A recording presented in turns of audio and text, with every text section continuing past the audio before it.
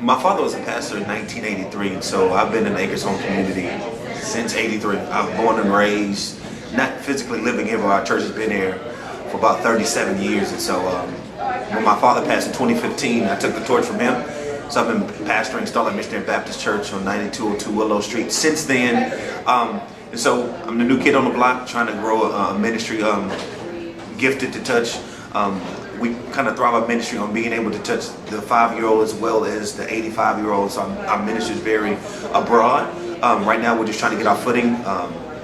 Oddly enough, we're going through a renovation right now to kind of update our church. Our church is 68 years old. And so Starlight has been in the community for 68 years. Only had 3 pastors. I make the 3rd pastor. So we have a good legacy.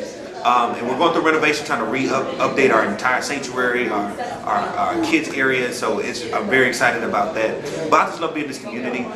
There's a need that I've been actually praying about where God has me, because I want to get in my niche so I can be effective. I don't want to just be the church. I want to be a ministry that people can touch, people that's tangible, that actually has a presence in the community beyond special events or special holidays or special occasions. We want to be that go-to church. And so that's my vision for the Acres Home community.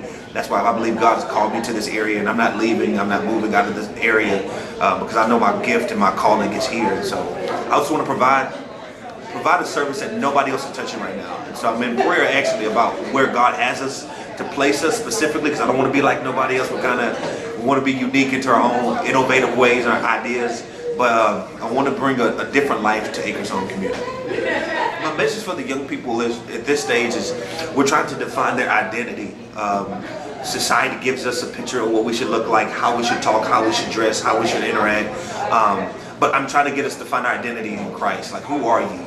You know, who did God create you to be? What is your gift? What are you using to your fullest potential? What hasn't been tapped to? What hasn't been tapped into? Excuse me. And just kind of bringing life back to young people to let them know that they are enough, that they are gifted, that they are talented, that they are skilled, and whatever they put their mind to do, they can do it. There is no limits. There is no limitations to what they can do. And so my vision to them is helping them define their identity. So many of my young people have been lost by trying to fit in, by trying to connect to people because the way they look or the way they talk. But now I'm just trying to push people to find their identity. Who did God create you to be?